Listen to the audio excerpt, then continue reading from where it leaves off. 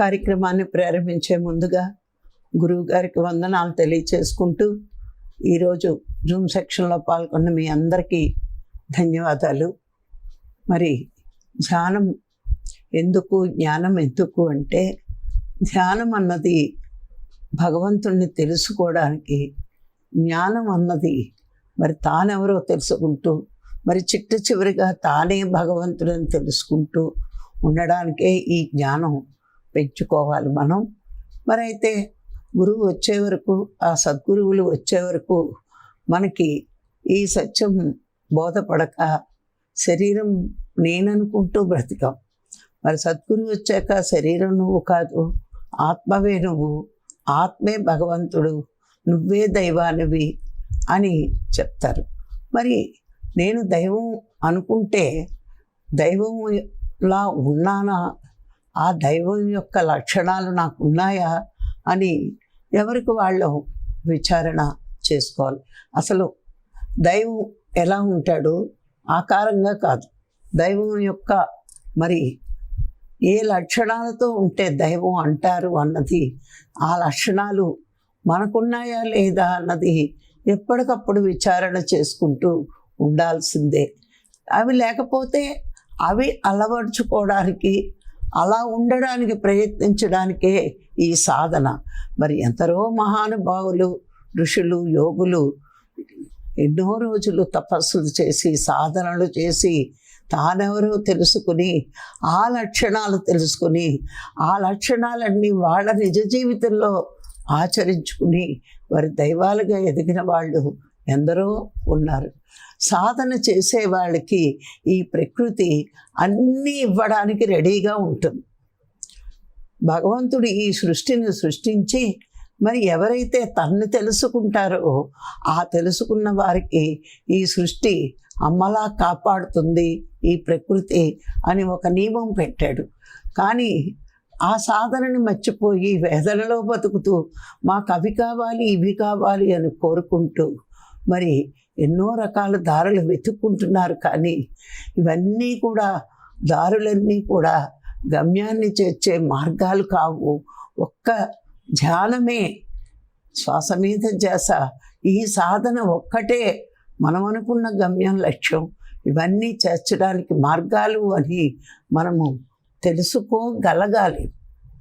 గురువు చెప్పిన నమ్మకం కలగలేదంటే దైవం అంటే ఎలా ఉంటాడు, దైవానికి ఉన్న లక్షణాలు ఏంటి, నాకు ఆ లక్షణాలు ఉన్నాయా లేదా, అలా ఉంటే నేను దైవంగా ఎదగలను. ఈ భూమి మీద ఏది అసంభవం కాదండి. భూమి మీద అన్నీ సంభవాలే. సాధన చేసిన వాడికి అన్నీ సంభవాలే. మరి మహాత్ముల మాటలు వ్యర్థం కాదు, కానీ అది తెలుసుకోక అపార్థం చేసుకుంటాం. అందుకే ఈరోజు దైవం అంటే మరి ఎలాంటి లక్షణాలతో ఉంటే మనం దైవాలం కాగలమో ఆ లక్షణాలని తెలుసుకుని దాని గురించి, ఆ లక్షణాల గురించి కొద్దిగా వివరణ చేసుకుందాం. ప్రతిదీ అర్థం తెలిసినట్లే ఉంటుంది, కానీ ఆ ప్రతి దాని యొక్క అంతరార్థాలు తెలుసుకోవాలి. ఇక్కడ మీకు ఒక చిన్న ఉదాహరణ చెప్తాను. ఒక సముద్రాన్ని చూసినప్పుడు ఒక అజ్ఞాని సముద్రం పైన కెరటాల్ని, నీరుని, ఒడ్డుకు వచ్చే నత్తగుల్లల్ని చూస్తూ ఉంటాడు. కానీ ఒక జ్ఞాని సముద్రం లోతుల్లో లోతుల్లో లోతుల్లో ఆ సముద్ర గర్భంలో ఏముందో తెలుసుకుంటాడు. ఎంత చిత్రం చూడండి. ఆ బడబాగ్ని కూడా సముద్రం తనలో దాచుకుంది అంటే మరి ఎంత గొప్పగా సముద్రాన్ని సృష్టించగలిగాడు. ప్రతి దాన్ని, ప్రకృతిని చూస్తే మనము ఎలా ఉండాలో నేర్చుకుంటాం. మరి ఆ లోతుల్లోకి వెళ్ళి అందులో ఉన్నవేవో తెలుసుకోవాలి అంటే అంత జ్ఞానం మనకి రావాలి. మరి ఆ జ్ఞానపరంగా ఎదగాలి. అలాగే ఒక జీవుడు పైకి మామూలుగా వ్యక్తుల్లా కనబడతాడు, కానీ ఆ వ్యక్తి మహాశక్తి అంటే ఒక దైవంగా ఎలాగ ఎదుగుతాడు అన్నది, ఆ లక్షణాలన్నీ మన ముందు పెట్టారు మహాత్ములు. మరి అవి చదవక, వినక, తెలుసుకోక మనకి తెలుసున్నదే సత్యం అనుకుంటూ, మనకి ఏదైతే మన చుట్టూరు ఉందో అదే సత్యం అనుకుంటూ బతుకుతున్నాం. కానీ పత్రిగారి శిష్యుల్లో నేను చాలా గర్వంగా చెప్పుకునేది, రాఘరావు గారి శిష్యుల్లో ఈ జ్ఞానం అంతా కూడా వాళ్ళు తీసుకోగలుగుతున్నారు. ఎందుకంటే వాళ్ళకి అందింపబడుతోంది. అందరూ పత్రిగారి శిష్యులే, కానీ ఇంత జ్ఞానపరంగా వీళ్ళు వెతుకుతున్నారు అంటే ఆ ప్రకృతి వీళ్ళకి అందిస్తుంది, మనకి అందిస్తుంది అని మనం ఆ ప్రకృతికి వినమ్రులమై సదా సదా సదా నమస్కరించగలగాలి. ఎందుకంటే తెలుసుకోవాలనే తపన మనలో ఉండబట్టికే ఆ ప్రకృతి మనకి తెలియచేస్తూ ఉంది. మరి ఈరోజు ఆ దైవ లక్షణాలు ఎలా ఉంటాయో తెలుసుకుందాం. ఇవి 7 పాయింట్లు. మరి నేను చెప్తాను, మీరు నోట్ చేసుకోండి. 1 మహాబలం. మహాబలం. 2 మహాశక్తి. మహాశక్తి. మహావైభవం. 3 మహావైభవం. 4 మహాతేజస్సు.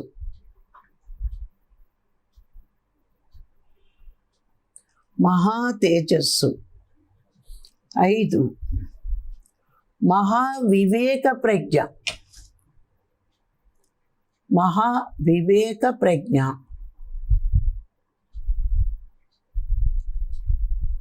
6 అందరిపై ఆధిపత్యం.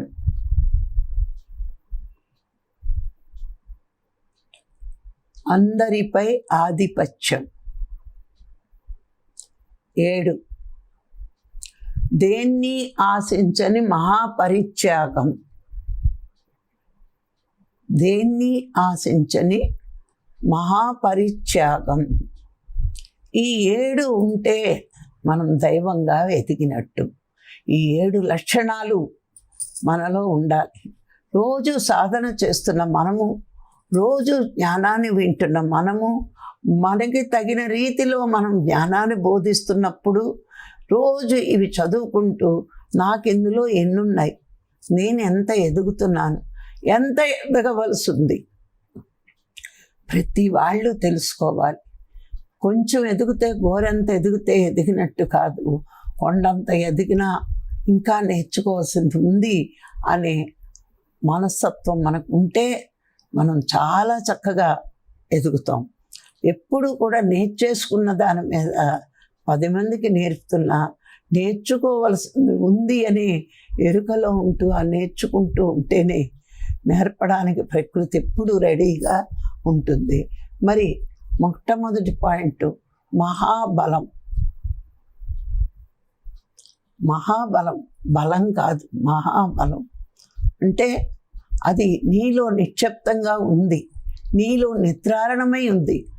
అంత పెద్ద సంజీవని పర్వతం ఎత్తిన ఆంజనేయ స్వామిలో ఏముందో, గోవర్ధన పర్వతాన్ని చిటికన వేలు మీద నిలబెట్టగలిగిన కృష్ణుడికి ఏ బలమైతే ఉందో మనకి అదే ఉంది. కానీ మన మనస్సు ఎప్పుడు కూడా పరాధీనమై ఎదుటివాడు నాకు సాయం చెయ్యాలి అనే ఆలోచనతో మనం బలమే లేదనుకుంటున్నాం. అలా అని ఇప్పుడు ట్రై చేస్తే రాదండి. ఇవన్నీ వచ్చేది ధ్యానం ద్వారానే. నిద్రారణమై ఉన్న మనలో శక్తులు ధ్యానం ద్వారా మేల్కొలపడమే. అందుకే అన్నిటికీ ఆయుధం. అన్ని పంటలకి భూమి ఆధారం, అన్ని పంటలకి నీరే ఆధారం, అన్ని పంటలకి సూర్యుడే ఆధారం, ఈ పంచభూతాలే ఆధారం. అలాగే ఎన్ని శక్తులు ఇప్పుడు మనం చెప్పుకున్న ఈ 7 మనకి రావాలి అంటే మనం సాధన అనేది చెయ్యాల్సిందే. సాధన లేకపోతే అన్ని శక్తులు నిద్రిస్తూ ఉంటాయి మనలో. సాధన ఉంటే అన్ని శక్తులు మేల్కొలిపి ఉంటాయి. అందుకే బలం అంటే కూర్చుని బోర్న్విటా తాగడం, హార్లిక్స్ తాగడం, డ్రై ఫ్రూట్స్ తినడం వీటి వల్ల రాదండి. బలానికి శక్తికి చాలా తేడా ఉంది. నీ అందమై కోసం శక్తివంతమైపోవాలి. తిండి ద్వారా సరి అయిన ఆహారం తింటూ సరి అయిన సాధన. అన్నమయ కోశానికి ఏమి ఇవ్వాలి అంటే ఆహారం ఇచ్చి ఆ శరీరాన్ని సరి అయిన సాధన జోడిస్తేనే. సాధన లేకుండా ఎంత ఆహారం బలమైనది తిన్నా నీకు ఉపయోగం లేదు. అయితే కృష్ణుడు తిన్నాడా అంటే కాదు, వాళ్ళంతా సాధన చేశారు. చేసి ఆ బలాన్ని పెంచుకుని అవసరమైనప్పుడు ఉపయోగించారు. సాధ్యం కాదా అంటే మన ముందు పురాణాలు సాధ్యమే అని చెప్తున్నాయి. ఏది చేసినా బలానికైనా ఆ సాధనే ఉండాలి, శక్తికైనా సాధనే ఉండాలి. అందుకని మహాబలం అన్నారు. అంటే ఎందుకు ఉపయోగిస్తున్నారు ఈ మాటలు అంటే, శారీరకంగా అన్నమయ కోశానికి బలమే ఉండాలి. దానికి తగ్గ కొంతమంది ఏం చేస్తారు, అన్నపానీయాలు మానేసి సాధనలో కూర్చుంటారు. అప్పుడు ఏమవుతుందంటే స్థూల శరీరం సృష్టించిపోతుంది. మరి ఎంత సాధనా శక్తి ఉన్నా ఏది వాళ్ళ పని వాళ్ళు చేసుకోలేరు. అవసరమైనప్పుడు కృష్ణుణ్ణి గమనిస్తే ఎలా జీవించాలో తెలుస్తుంది. అందుకే ఎక్కువ భాగవతంలో కృష్ణుణ్ణే ఉదాహరణగా తీసుకుంటారు. మనం ఎవరినైనా రక్షించాలి అంటే మనకి బలం ఉంటేనే వాళ్ళని కాపాడగలము అని గోవర్ధన పర్వతాన్ని ఎత్తి చూపించాడు కృష్ణుడు. మరి అలాగే ఆంజనేయ స్వామి తనకి ఏ మొక్క తేవాలో, ఔషధాలు తేవాలో తెలియక పర్వతాన్నే పెకలించి తీసుకొచ్చాడు. అంత బలవంతుడు అని చూపించడానికి. మనకి తెలిసి తెలియని మిడిమిడి జ్ఞానంతో ఇది అవసరం లేదు, అది అవసరం, అది అవసరం లేదు, ఇది అవసరం అంటారు. 7 శరీరాలకి 7 శక్తులు కావాల్సిందే. మరి ఇది తెలుసుకుంటే మరి మనం చాలా గొప్పగా ఎదగలం. అందుకే మహాబలం. సరి అయిన ఆహారం తీసుకుంటూ 1 వంతు ఆహారం తీసుకుంటే 3 వంతులు సాధనలో ఈ శరీరాన్ని ఉపయోగిస్తే అప్పుడు మహాబలవంతులం అవుతాం. మనం ఏం చేస్తున్నాం, 3 వంతులు సాధన చెయ్యం, 30 వంతు సాధన కూడా చెయ్యం, లేదా ఎక్కువ 1/4 ఏదో నామక సాధన కాదండి. సాధన అంటే మనం స్వయంగా సంపాదించిన ధనమని గుర్తు చేసుకుని, సాధన లేకపోతే ఈ భూమి మీద ఏది సాధించలేమనే ఎరుక ప్రతి నిమిషము మన మనసులో మెదులుతూనే ఉండాలి. అవమానిస్తారు, తిడతారు, అన్నీ చేస్తారు. కానీ ఎప్పుడైతే మౌనంతో ఉండగలుగుతామో ఆ మౌనంగా ఉండగలిగే శక్తి కూడా సాధనలోనే వస్తుంది మనకి. అందుకని తిన్న ఆహారం 1 వంతు నువ్వు తిన్న 10 వంతులు బలం తెచ్చేది సాధన వల్ల మాత్రమే. అంత సాధన ఉండాలి. మరి ఆంజనేయ స్వామి ఎంత సాధన చేశాడు, చిన్నప్పటి నుంచి చేశాడు. మనకి గురువు గారు చెప్పారు, 2 ఏళ్ల వయసు నుంచి వాళ్ళ అమ్మగారి దగ్గర సాధన నేర్చుకుని ఆ శరీరాన్ని వజ్రకాయం చేసుకున్నాడు అని పత్రిసారు ఎన్నో మాటల సందర్భంలో మనకు తెలియచేయడం తెలిసింది. ఫోటోలను చూసుకుని మనం దేవుళ్ళు అనుకుంటే ఎవరి వల్ల ఎవరెవరు ఎంతంత శక్తివంతులయ్యారో మరి పత్రిసారు వల్ల మనం నేర్చుకున్నాం. మరి ఆయన పత్రిసారు చెప్పేవారు, 5 ఏళ్ళు వచ్చేటప్పటికే మరి సూర్యుడిని అందుకోవాలని పైకి ఎగరగలిగాడు. మరి అంత శక్తివంతుడు, మరి అంత బలవంతుడు, మరి అంత సాధన ఆయన చేశాడు. ఇప్పుడు మనకు బలం ఉండాలి. ఎందుకు ఉండాలి? నీ పని నువ్వు చేసుకోవడానికి. అవసరమైనప్పుడు 10 మంది పని మనం చెయ్యగలగాలి. సార్ అంటూ ఉంటారు, ఆపరేషన్ అయిన దగ్గర నుంచి నన్ను నువ్వు ఎలా చేస్తున్నావు, ఎంతమంది ఇంటికి వస్తున్నారు కదా, నీకేమో ఒక బాటిల్ మూత తీయడానికే నాకు ఓపిక లేదు, బలం లేదు చేతులు అంటావంటే ఇక్కడ బలము కాదు, దానికి తోడు ఆత్మశక్తి తోడయింది. ఎంతమంది తీర్థంలో వస్తున్నారు ప్రజలు మా ఇంటికి ఇప్పుడు. మరి అంతమందికి రిసీవ్ చేసుకోవడం, మాట్లాడటం, పంపించడం చేస్తున్నానంటే నాకేం అంత బలం లేదు. కానీ పక్కన సాధన అనేది ఉండి ఏదైనా భరించగలిగేది శక్తి ఉంది. కానీ అది పైన చూసిన వాళ్ళకి నేను ఎంతో ఇదిగా ఉన్నాను అనుకుంటారు. ఏమీ లేదు, సాధనే నాకు ఆ ధైర్యాన్ని ఇస్తూ ఉంది. నిలబడగలిగే ధైర్యం, ఎదుర్కోగలిగే ధైర్యం, అంటే ఈ అన్నమయ కోశాన్ని పని చేయించగలిగే ఈ అన్నమయ్య కోశానికి ఉండేదే బలం అంటే. ఆ బలానికి ధ్యానం తోడైతే ఎంతైనా సాధించగలము అని. కానీ మహాబలం అన్నారు. మహాబలం అని ఎందుకంటారు? కృష్ణుణ్ణి ఆంజనేయ స్వామిని చూస్తే మహాబలవంతులు అని అంటారు అందరూ. అంత శక్తి రావాలి, అంత బలం, అది బలమని ఉపయోగిస్తారు. ఎందుకంటే శారీరకంగా చేసే పనికి బలమని ఉపయోగిస్తారు, మానసికంగా చేసే పనికి శక్తి అని ఉపయోగిస్తారు. మహాబలవంతులం కావాలి అంటే ఎక్కడ కొండల్ని మనం ఎత్తక్కల. ఇప్పుడు భూమి మీద మననెవడు అంత రక్షించమని రాడు. కానీ ఎంతమంది వచ్చినా నేను చెయ్యగలను అనే ఒక ఆలోచనే నీ బలం. ఇప్పుడు ఎందుకు వచ్చారా బాబు, ఇప్పుడే వచ్చారు వీళ్ళు, నాకు అసలే ఓపిక లేదు, వీళ్ళకి ఏం పెట్టడం అని నువ్వు అన్నావంటే బలహీనురాలు. లేదు, రాని. కారణం లేనిదే రారు ఎవరు మన ఇంటికి, కారణం లేనిదే మనకు ఎదురెవరు అనుకుంటూ నువ్వు అందరినీ నవ్వుతూ స్వాగతం పలికితే అది నీ బలం. అంతేకాని బలం అనగానే ఏదో తినేయాలి, మోసేయాలి, చేసేయాలి కాదు. నీ వాక్కులో బలం ఉండాలి, నీ చూపులో బలం ఉండాలి, నీ చేతల్లో బలం ఉండాలి. అంటే నీ వాక్కు ప్రేమపూర్వకంగా ఉంటే మంచి వాక్కు అవుతుంది, బలమైన వాక్కు అవుతుంది, ఎదుటివాడికి పని చేస్తుంది. అలాగే నువ్వు ఆదరణ చూపిస్తే నీ చేతల్లో బలం ఉంటుంది. అందుకే మహాబలం. చూడండి, మనము భాగవతం, మహాభారతం ఇవి చదువుతున్నప్పుడు కృష్ణుడు పాత్రను తీసుకుంటే ఎలాంటి వాళ్ళకైనా చిరునవ్వుతోనే సమాధానం చెప్పాడు, కానీ ఎక్కడా కోపంతో ఏదీ మాట్లాడలేదు.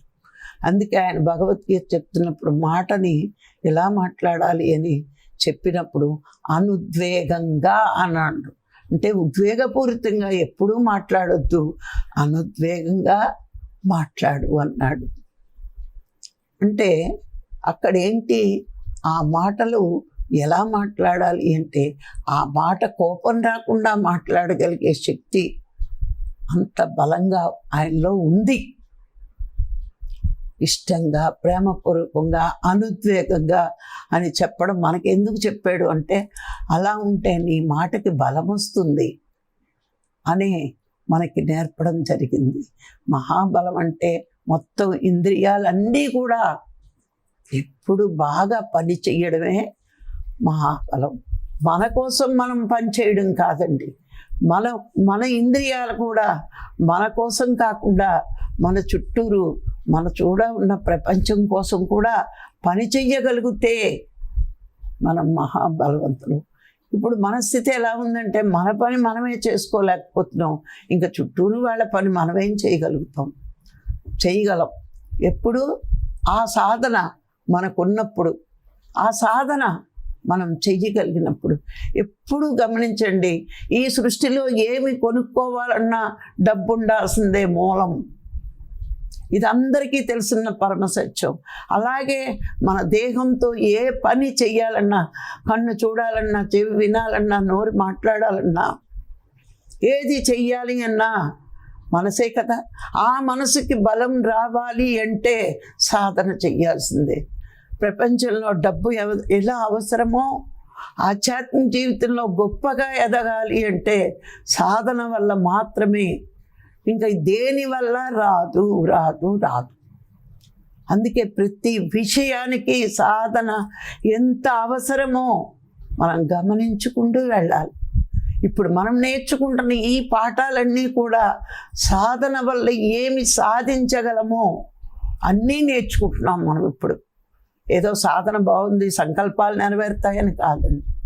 ఇల్లు కట్టుకున్నామా, పిల్లల్ని కన్నామా, హ్యాపీగా కార్లు కొనుక్కుని తిరిగామా, దీనికోసం సాధన కానే కాదు. ఈ సాధన ఇహలోకానికే కాదు, ఈ భూమి మీద ఉండగానే పరలోకాలను కూడా తెలుసుకోగలగడానికి. అంటే మన ఇంద్రియాలు బాగా పని చేయాలి అంటే ఈ బలం కావాలి. ఆ బలానికి సాధన ఉపయోగించుకోవాలి. సాధన లేకపోతే ఏది సాధించలేము. అందుకే మహాబలవంతుడు కావాలి అన్నారు. ఇప్పుడు భీముడిని బలవంతుడని చెప్పుకోవచ్చు, కానీ సాధించింది ఏది చరిత్రలో చెప్పలేదు. కొన్ని సహకారిగా ఉన్నాడు కానీ మెయిన్గా చెప్పలేదు. భీముడు కూడా బలవంతుడే, కానీ ఆంజనేయ స్వామిలాగా కృష్ణుడిలాగా చెప్పలేదు. ఎందుకు చెప్పలేదు? వాళ్ళంత సాధనకు భీముడికి లేదు. మరి అంత సాధన కృష్ణుడికి ఉంది, ఆంజనేయ స్వామికి ఉంది. అందుకే బలం కావాలన్నా ఆ ధ్యానం వల్ల సాధించే శక్తి ఉంటే ఇంతకు అంత ఎంతో అవుతుంది. అందుకే మహాబలం మన కోసం, మనం కాదు, మనం దేహం తీసుకున్నదే. అందుకే చెప్తూ ఉంటారు, పరోపకారం ఇదం శరీరం. పరోపకారం ఇదం శరీరం అంటే ఈ శరీరం పరోపకారం కోసం చెయ్యాలి అంటే నీ కోసం నువ్వంటే నువ్వు తిన్న తిండి చాలు. కానీ నీ శరీరం 10 మంది కోసం అన్నప్పుడు సాధన అనే బలమే కావాలి, బలమైన సాధన కావాలి. అక్కడ మళ్ళీ సాధనలో కూడా బలం ఉండాలి. ఏ బలం ఉండాలి? నీకు శక్తిని వచ్చేదంతా శక్తివంతమైన సాధన ఉండాలి. ఏదో పిచ్చి పిచ్చి సాధనలు, చిన్న చిన్న సాధనలు పనికి రావు. ఆ లోకాల నుంచి వచ్చే విశ్వగంగా, గంగాదేవి వస్తుందన్నారు ఏదో లోకం నుంచి ఈ లోకానికి కాదండి. ఆ విశ్వేశ్వరుడి దగ్గర నుంచి వస్తున్న ఆ విశ్వశక్తే మనకి గంగా ప్రవాహం లాంటి. అది మనం తీసుకోవాలి అంటే ఈ సాధన ఎంత బలంగా చెయ్యాలో అప్పుడు ఈ మాంసపిండం మంత్రపిండంగా మారుతుంది. ఏదైనా సాధించే అతి గొప్ప మహా ఈ పదాలన్నీ ఉపయోగించుకుంటూ రాగలిగే అంత శక్తి మనకి వస్తుంది. అందుకే ఏది అని మనకి చెప్పాలి అంటే ఒక ఉదాహరణ చెప్పడానికి మన ఇతిహాసాలే చెప్తున్నాయి సాధించాలి. మరి ఆంజనేయ స్వామి అంతమంది వానరుల్లో మరి ఆంజనేయ స్వామినే దైవంగా ఎందుకు సెలెక్ట్ అయ్యాడు? జ్ఞానం ఉంది, సాధన ఉంది, ఎన్నో సాధించాడు. అంతమంది సాయం చేశారు రాముడికి. మరి ఆంజనేయ స్వామి ఎందుకు ముఖ్యంగా అయిపోయాడు? ఆయనకి అంత భక్తి ఉంది, అంత సాధన ఉంది, మరి అంత దాస్యం చేశాడు, అంత జ్ఞానము రాముడి దగ్గర పొందాడు. ఆయన జీవితంలో చరిత్రలో చూస్తే మరి రామకార్యానికి తపన పడ్డానికి కానీ, మరి లక్ష్మణుని రక్షించుకోవడానికి కానీ ఎన్నో సాధనలు సాధించి చిట్ట చివరిగా జ్ఞానం పొంది రాముడి దగ్గర అదే ముక్తోపనిషత్తు దైవంగా ఎదిగాడు. అంటే భక్తితో పాటు కర్మ చేశాడు, ధ్యానము చేశాడు. అంటే భక్తి యోగంలోని ఉన్నాడు, కర్మయోగంలోని ఉన్నాడు, ధ్యాన యోగంలోని ఉన్నాడు. చిట్ట చివరిగా జ్ఞానం నేర్చుకుని దైవంగా మిగిలాడు. అలాగే మనం కూడా ఎన్నో నేర్చుకోవాలి. శివాంశుడే, ఆయన అంశ, శివుడు అంశే, శివుడు సృష్టే, కానీ అన్నీ భూమి మీదే చేశాడు. అలాగే మనం కూడా ఒక మంచి సద్గురువును పొంది మంచి సాధన నేర్చుకుని ఎలాంటి ఆహారం ఈ శరీరానికి మంచిదో తెలుసుకుని అలాంటి ఆహారం తింటూ మన శారీరక శక్తిని పెంచుకోవాలి. ఎందుకు పెంచుకోవాలంటే కనబడే ఈ శరీరమే 10 మందికి సేవ చేయగలదు. కనబడని మిగతా 6 శరీరాలు 10 మందికి సేవ చెయ్యు, ఈ శరీరమే చేస్తుంది. కాబట్టి ఈ శరీరాన్ని ఆరోగ్యంగా ఎంతో బలంగా ఉంచుకోవాలంటే తినడం కాదు, ప్రోటీన్ ఫుడ్ కాదు, దానికి కావలసిన సాధన అంతా ఇవ్వాలి. సరి అయిన ఆహారం తీసుకుంటూ, నీకు ఆహారం కొంత తీసుకున్నా ఎంతో సాధన చేసి మన శరీరాన్ని బలంగా తయారు చేసుకుంటే ఎంత పనైనా మనం చేస్తాం. అందుకే అంటారు ఆహారం కొంత తీసుకోవాలి, నిలవాలిది, నిలవడానికి తీసుకోవాలి. తీసుకుని ఈ శరీరంతో ఎన్నో పనులు చేయాలి. మరి ఇప్పుడు చూడండి, ఏదైనా ఒక ఊరు వెళ్తే అబ్బా నీరసించిపోతున్నారు. మరి అబ్బా నీరసించిపోతున్నాము అంటే మన బలం సరిపోలేదు, అర్థమవుతుందా? మరి ఆ బలం సరిపోవాలి అంటే దానికి తగ్గ సాధన. నేను ధ్యానంలోకి వచ్చిన కొత్తలో చాలామంది చెప్తూ ఉండేవారు, వాళ్ళతో పాటు మనం ధ్యానం చేయకూడదు, వాళ్ళని అట్లాగే చూడాలి, వాళ్ళు మధ్య మధ్యలో ఇదైపోతారు కాబట్టి గైడింగ్ ఇవ్వాలి. నాకు అప్పుడు అర్థమయ్యేది కాదు. మనం గైడింగ్ ఇవ్వడం ఎందుకు? ధ్యానము అనగానే శ్వాస మీద ధ్యాస, సైలెన్స్లోకి వెళ్ళిపోవాలి, ఆ శ్వాసను బట్టి లోనికి వెళ్ళాలి, మనసును దాటాలి, ఆత్మను చేరాలి. ఇది నేను నేర్చుకున్నాను కదా. మనం ఎందుకు మాట్లాడి ధ్యానంలో ఉన్న వాళ్ళని పైకి లాగడం? ఇంకొక నిమిషం ఉంది, 2 నిమిషాలు ఉంది, 10 నిమిషాలు ఉంది, ఈ సోదంతా. అంటే ఇప్పుడు ఒక్క 10 నిమిషాలు మాత్రమే అన్నాం అనుకోండి, అది వెంటనే మెలకు వచ్చి 9 నిమిషాలు ధ్యానాన్ని వేస్ట్ చేస్తాడు. అందుకని నేను అస్సలు మాట్లాడేదాన్ని కాదు. లాస్ట్లో ఓకే అనేదాన్ని, వాళ్ళతో పాటు ధ్యానం చేసేదాన్ని. ఎందుకంటే అవకాశం వచ్చినప్పుడల్లా ఆ 5 నిమిషాలైనా మనం గ్రూప్ మెడిటేషన్ చెయ్యాలి. చేస్తే ఏమవుతుంది, అప్పుడు చక్కగా మనం కూడా శక్తివంతులం అవుతాం. ఇప్పుడు నా శరీరంలో నేను ముందే చెప్పాను, బలమేమీ లేదు, తిన్నది కొంచెమే. దానికి ధ్యానశక్తి తోడై ఎంతో బలం ఉన్న దానిలాగా ఊర్లు పట్టుకుని తిరుగుతూ ఉంటాను. ఎందుకు తిరుగుతున్నాను? ఎప్పుడైతే ధ్యానం చేస్తామో మనం కొంచెం తిన్నా, మేము వేళకు తినం. కానీ అందరూ ఆరోగ్య సూత్రాలు చెప్తారు, 7 గంటలకు తినేయండి, 5ంటికి తిని. మరి ధ్యానులకి అలా కుదరదు. కానీ నేను అన్ని దైవం మీద భారం వేస్తాను. నన్ను సృష్టించి భూమి మీద పెట్టావు, బతికించి భూమి మీద పెట్టావు. అది గురువు ప్రయత్నమో నీ ప్రయత్నమో, నేను పని చెయ్యాలి. కనీసం రాఘరావు గారు హాస్పిటల్లో ఉన్నప్పుడు ఇంచుమించు నేను 15 రోజులు నిద్రపోలేదు. కానీ ఉన్నాను, ఇంటికి వచ్చాను, బాగానే ఉన్నా. మరి ఎందుకు ఇంత యాక్టివ్గా పనిచేస్తున్నానంటే నేను చేస్తున్న సాధనే. ఆ సాధనే నన్ను ధైర్యాన్ని నింపుతుంది. ఇంటికి వచ్చిన వాళ్ళందరూ ఒకటే అడుగుతున్నాను, నువ్వు బెంగెట్టుకోవట్లేదు. ఎందుకు బెంగ? కర్మ సిద్ధాంతం ప్రతి మందికి నేర్పుతున్నాను కదా. మరి నేను ఎందుకు ఏదైనా వస్తే కుంగిపోవాలి? ఏది కుంగిపోయేది లేదు, జరిగేవన్నీ జరుగుతూనే ఉంటాయి. విశ్వ కళ్యాణం కోసం పాటుపడేవాడికి విశ్వేశ్వరుడు కాపాడుకుంటూనే ఉంటాడు. బలం అంటే ప్రోటీన్ ఫుడ్ తినడం కాదు, అది కాదండి.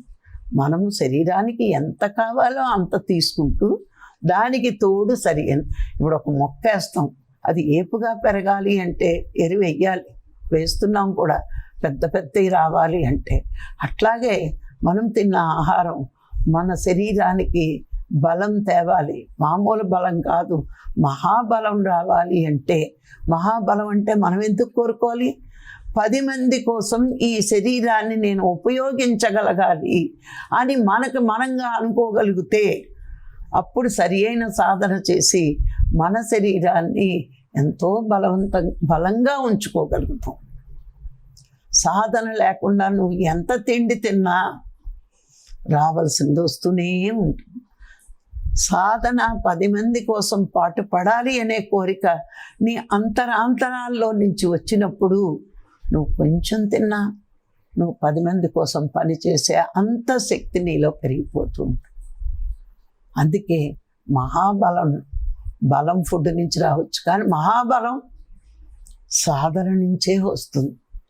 ఇది తెలుసుకుంటాడు జ్ఞాని. అందుకే సాధనకు అనుకూలంగా ఎంత తినాలో ఇది కృషించిపోకుండా, అన్నమయ శరీరం పాడైపోకుండా చూసుకుంటాడు యోగి. దానికి ఎంత కావాలో అంత ఇస్తాడు, కానీ దానికి సాధనను తోడు చేస్తాడు. అందుకే మహాబలవంతుడు యోగి. అందుకే వాడు మొయ్యుడు, బరువులెత్తడు, వాడి సాధన శక్తితోటే కాపాడుకుంటాడు అందరినీ. అందుకే మహాబలం ఈ శరీరానికి రావాలి అంటే మంచి ఆహారం, మరి శాకాహారం ఎంత కావాలో అంత తింటూ, ఎంత సాధన చెయ్యాలో కొంత తినండి. ఎంతో సాధన చెయ్యాల్సిందే. తినకపోతే ఏమైపోతామని కాదు, తింటాం, తినకుండా ఏమీ ఉండవు. కానీ దానికి ఎంతో సాధన ఉండాల్సిందే. సాధన లేకుండా ఏది సాధించలేం. మహాబలవంతుడే దైవంగా ఎదగలడు. అందుకే దైవ లక్షణాల్లో మొట్టమొదటి చెప్పింది మహాబలం. మహాబలం గమనించుకోండి. మహా అని వచ్చిందంటే ప్రపంచంలో దాన్ని మించింది లేదు. మహాబలవంతుడు ఆంజనేయ స్వామి. మరి మనం చెప్పుకుంటున్నాం ఇప్పటికీ. మరి అలాంటి స్థాయికి ఎదగగలిగే అవకాశాలు మనకి కూడా ఉన్నాయి అంత సాధన చేస్తే. పత్రిగారి తపనంతా కూడా మనం దైవాలుగా ఎదగాలి అనే తప్పించిపోయాడు. అలా ఎదగకుండా ఆపేది మాంసాహారమే అని తప్పించాడు. చిట్ట చివరి జీవి ఈ భూమి మీద చావకుండా ఉండే వరకు నేను ఉంటాను అని ఎన్నోసార్లు ఆవేదన పడ్డాడు. కానీ నాకెప్పుడు కూడా ఒకటే అనిపిస్తోంది, సారు అనుకున్న ఆశయం మనం నెరవేరుస్తారని ఆయన వెళ్ళిపోయి ఉంటాడు. నాకు పత్రిసారి వెళ్ళిపోయాక ఇంకా పట్టుదల మిగిలింది. సార్ ఆశయాన్ని నా చివరి శ్వాస వరకు నేను నెరవేర్చగలగాలి అని. ఎందుకంటే మనకు నేర్పి మనలో తన్ని చూసుకుని తాను వెళ్ళిపోయాడు. మరి మనం కూడా అందరికీ నేర్పే అంత బలవంతులు శక్తివంతులం కావాలని కలలు కన్నాడు. అందుకే బలం అంటే ఒక్క తిండే కాదండి, స్థూల శరీరానికి కావలసినంత బలం తిన్న ఆహారాన్ని విత్తనమైతే, మనం చేసిన సాధన దానికి తోడైతే ఈ బలం మహావృక్షం అవుతుంది. ఇది మనందరం తెలుసుకోవాల్సిన విషయం. మరి మనకి ఈరోజుకి ఈ మహాబలం చాలు. రేపు మళ్ళా మహాశక్తి చెప్పుకుందాం.